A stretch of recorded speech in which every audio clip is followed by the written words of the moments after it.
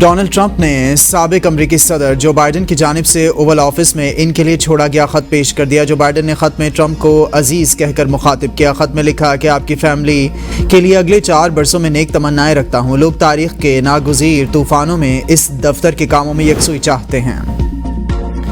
امریکہ کی جنوبی ریاستوں میں برفانی طوفان نے تباہی مچا دی۔ حادثات میں سردی سے 10 افراد ہلاک ہو گئے۔ امریکہ کی جنوبی مشرقی ریاستوں میں برفانی طوفان کے سبب ریکارڈ توڑ برفباری۔ امریکی میڈیا کے مطابق ٹیکسس سے فلوریڈا تک 31 ملین افراد کے لیے برفانی طوفان کا انتباہ جاری کر دیا۔ شدید برفباری کے باعث 4000 پروازیں منسوخ کر دی گئیں۔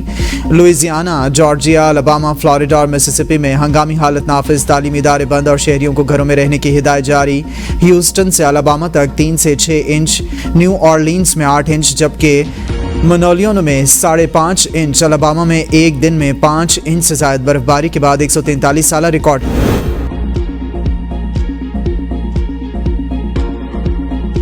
توشخانہ 2 کیس میں بانی بوشبیبی کی بریت کی درخواستیں سماعت کے لیے مقرر۔ درخواستوں کی سماعت آج اسلام آباد ہائی کورٹ میں ہوگی۔ بینچ بھی تشکیل۔ نئے تعینات ہونے والے ایڈیشنل جج جسٹس راجہ انعام امین منہاس درخواستوں کی سماعت کریں گے۔ گزشتہ ہفتے جسٹس میاں گل حسن اورنگزیب نے ان درخواستوں پر سماعت کی تھی۔ عدالت نے اعتراضات دور کر کے درخواستوں کو سماعت کے لیے مقرر کرنے کی ہدایت کی تھی۔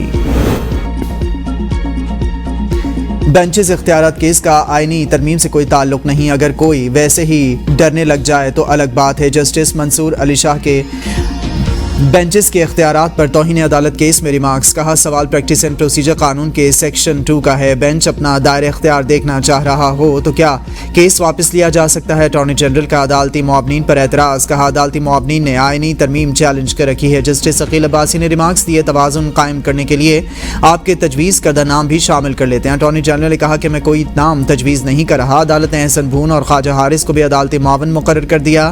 عدالتی معاون منیر اے ملک اور جسٹس ریٹائرڈ شاہد جمیل نے فل کورٹ تشکیل دینے کی تجویز کر دی۔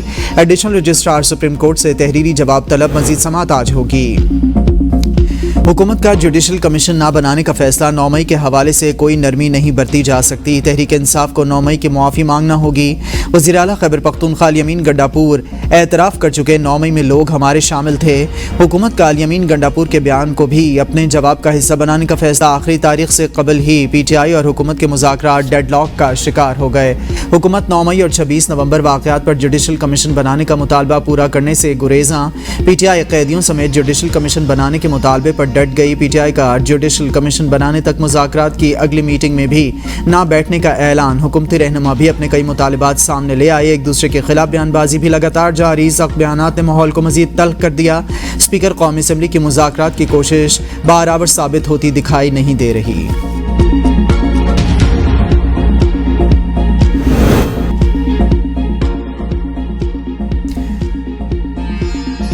پی ٹی آئی کا رویہ سیاسی جماعت والا رویہ نہیں، ہمارے ساتھ میٹنگ کرے گی تو ان کا کیا فائدہ ہوگا؟ رانا ثناءاللہ کہتے ہیں کہ تحریری مطالبات پر سب کمیٹی 2 دن میں جواب تیار کر کے پیش کر دے گی۔ پاکستان میں پہلی بار مذاکرات نہیں ہو رہے جو کسی کو طریقہ معلوم نہ ہو۔ راستہ جب بھی نکلتا ہے تو اس ہی طریقے سے نکلتا ہے۔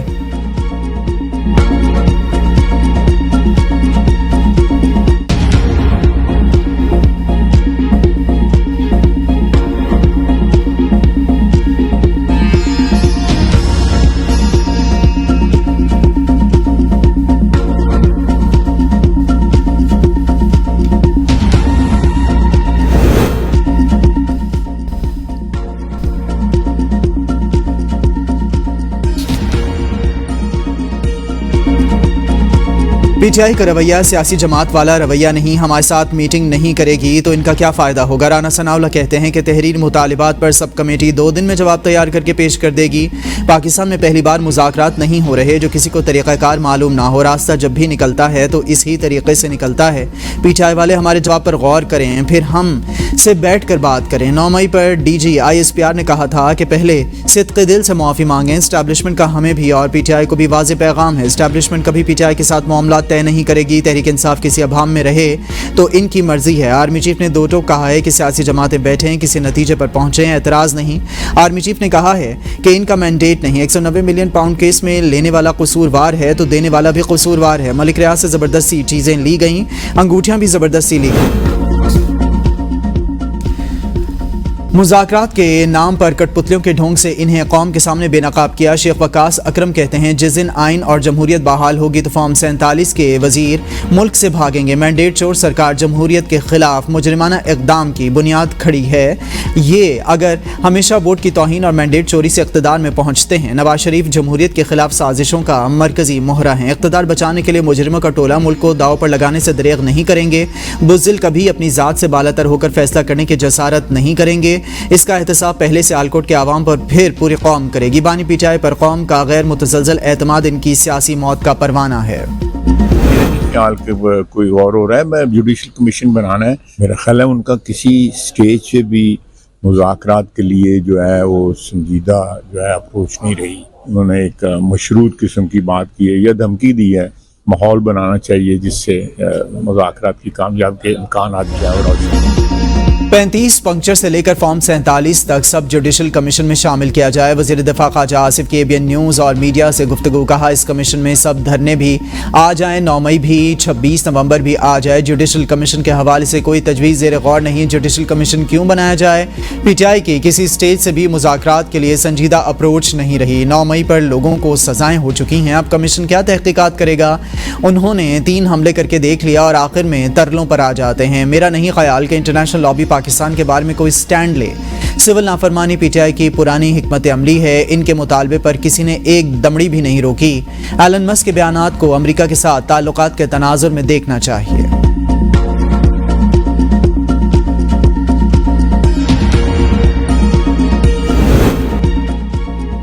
PTI को कहा गया है कौमी असम्बली का बिजनेस मामूल के मुताबिक नहीं चलने देना। स्पीकर कौमी असम्बली सरदार अयाज सादी कहते हैं मैंने कई दफ़ा रिक्वेस्ट की आवाम के इशूज़ पर भी बात कर लें। वो आधा घंटा 20 मिनट एहतजाज करते हैं, इसके बाद चले जाते हैं। 2014 में पार्लियामेंट पर हमला हुआ था, मैं बेबस से दिखाई दे रहा था। मुझे कहा गया कि फौरी असम्बली इजलास मुलतवी करें, यहाँ मेंबरान को ख़तरा है। जब धरने वाले पार्लियामेंट के अंदर आ गए तो पैगाम मिला कि इजलास ख़त्म करें। पैगाम इन्होंने ही भेजा होगा जिन्होंने वज़ीर आज़म को मुस्ताफ़ी होने का पैगाम दिया। कहा गया कीलों वाले डंडों के साथ हमला किया जाएगा। मेरे तो पसीने छूट गए। सितंबर 2024 में पार्लियामेंट में 11 अरकान को उठाया गया। वो कौन थे? वजाहत नहीं कर सके। जमहूरियत तब महफूज होगी जब हम सब मिलकर जमहूरियत को संजीदगी से लेंगे। मेरी लीडरशिप मुझे प्रोडक्शन ऑर्डर से नहीं रोकती। सागडार कोशिश कर रहे हैं कि PTI कमेटी की अपने लीडर से मुलाकात हो जाए। अख्तर मेंगल से राबते में हूँ, कोशिश है कि इन्हें मना लूँ। कहा है कि असम्बली से इस्तीफा ना दें। झूठी खबर फैलाने पर 3 साल कैद या 20 लाख जुर्माना होगा। पीका एक्ट तरमीम बिल कौमी असम्बली में पेश तरामीम के तहत डिजिटल राइट्स के लिए 4 इदारे बनाने का फैसला। गैर कानूनी ऑनलाइन मवाद की तारीफ में 16 अक़साम का मवाद शामिल। इस्लाम मुखालिफ, मुल्क की सलामती के खिलाफ मवाद, गैर अखलाकी और तौहीन अदालत या इस एक्ट के तहत किसी जुर्म के लिए उकसाने वाला मवाद शामिल। गैर कानूनी मवाद में गुस्ताखाना, तशद्दुद, फ़िरका वाराना मुनाफरत को हवा देने वाला मवाद भी शामिल। फहश मवाद, कॉपीराइट की खिलाफ वर्जी, जराइम या दहशतगर्दी की हौसला अफजाई पर मुश्तमिल मवाद भी गैर कानूनी मवाद की तारीफ में शामिल होगा। जाली या झूठी रिपोर्ट्स, आइनी इदारों और इनके अफसरान के खिलाफ इल्ज़ाम तराशी पर मबनी मवाद गैर कानूनी होगा। अदलिया या मुसल्लह अफवाज के खिलाफ इल्ज़ाम तराशी, ब्लैक मेलिंग और हित्ते के इज़्ज़त पर मबनी मवाद भी गैर कानूनी तस्वर जा सकती है। सेनेट कमेटी बरहम FBR को 1000 से ज़ायद गाड़ियाँ खरीदने से रोक दिया। सेनेट की कायमा कमेटी खजाना अरबों रुपए की नई गाड़ियाँ खरीदने का नोटिस। चेयरमैन कमेटी ने कहा कि 1000 गाड़ियाँ FBR किस लिए खरीद रहा है? क्या पहले फील्ड ऑफिसर साइकिल पर जाते थे? फैसल वावडा का कहना था कि क्या FBR का टैक्स शॉर्टफॉल पूरा करने के लिए गाड़ियाँ खरीदी जा रही हैं? खरीदारी फ़िलहाल रोकी जाए, फिर कॉम्पिटिशन के ज़रिए ख़रीदारी की बात की जाए। इस खरीदारी को रोका ना गया तो बहुत बड़ा करप्शन स्कैंडल होगा।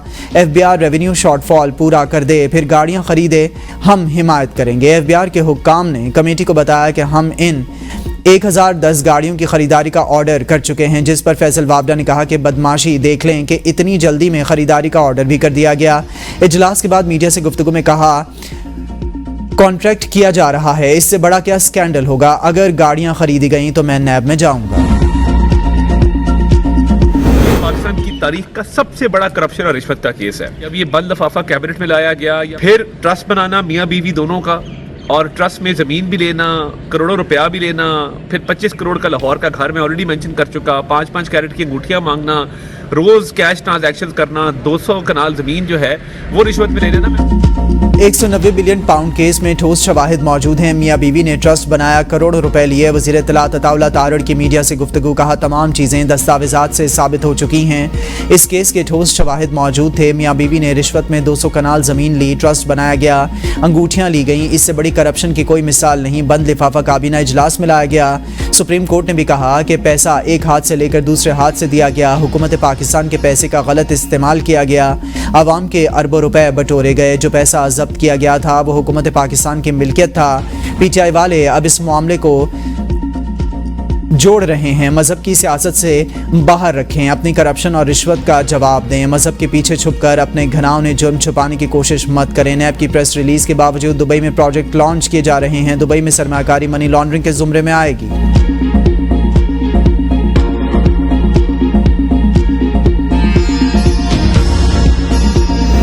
एनसीए को लगा कि ये जो 190 मिलियन पाउंड आ रहा है मलिक रियाज और उनकी फैमिली के अकाउंट्स में, ये उनको शक हुआ कि ये चोरी का पैसा है, तो उन्होंने फ्रीज कर दिया। ये पैसा जो था मलिक रियाज साहब ने सुप्रीम कोर्ट के अकाउंट में डाल दिया। 190 मिलियन पाउंड को चोरी का पैसा साबित करने के लिए अदालती फैसला ज़रूरी है। बैरिस्टर अली जफ़र कहते हैं किसी अदालत ने ये नहीं कहा कि ये जुर्म का पैसा है। 26वें आईनी तरमीम का फैसला तो सुप्रीम कोर्ट से होना है। 26वीं आईनी तरमीम का फैसला चाहे आईनी बेंच या रेगुलर बेंच करे, ये होना है। ये नई किस्म का केस है, इसमें तवक्कुआत तो कुछ भी की जा सकती हैं। बरतानवी इदारे नेशनल क्राइम एजेंसी को लगा 190 मिलियन पाउंड चोरी का पैसा है और इन्होंने इसको फ्रीज कर दिया। एनसीए ने सेटलमेंट कर ली। पैसा सुप्रीम कोर्ट के अकाउंट में काबीना के फैसले से पहले आया। ये प्रॉपर्टी हसन नवाज से खरीदी गई और दोबारा बेची गई। हसन नवाज नवाज शरीफ के बरखुरदार हैं। नैब को सवाल पूछना चाहिए था कि वन हाइड पार्क प्रॉपर्टी कैसे खरीदी। एक सवाल पर अली जफर ने कहा कि हुकूमत के पास तहरीरी मुतालिबात का जवाब देने के लिए 7 दिन का वक्त है।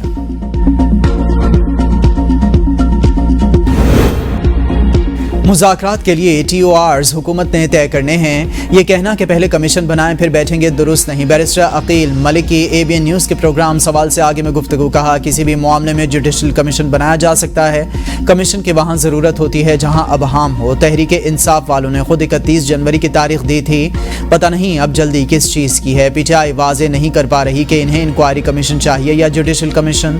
बानी PTI को 14 साल सज़ा हुई, कोई एहतजाज के लिए नहीं निकला। 9 मई वाक़यात का मिलिट्री कोर्ट में ट्रायल चल रहा है। मुलविस मुल्ज़िमान को सजाएं भी सुनाई जा चुकी हैं।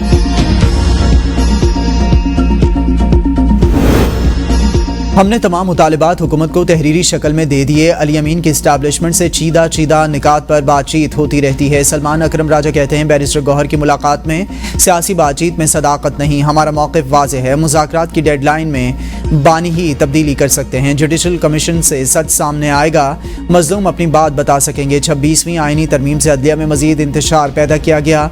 हुकूमत की ख्वाहिश होगी चीफ इलेक्शन कमिश्नर की तकर्री पर डेड लॉक रहे। जब तक नया चीफ इलेक्शन कमिश्नर मुकर्रर नहीं होता ये ओहदे पर रहेंगे। रियासत और अवाम के दरमियान रिश्ते में दरार पैदा की गई।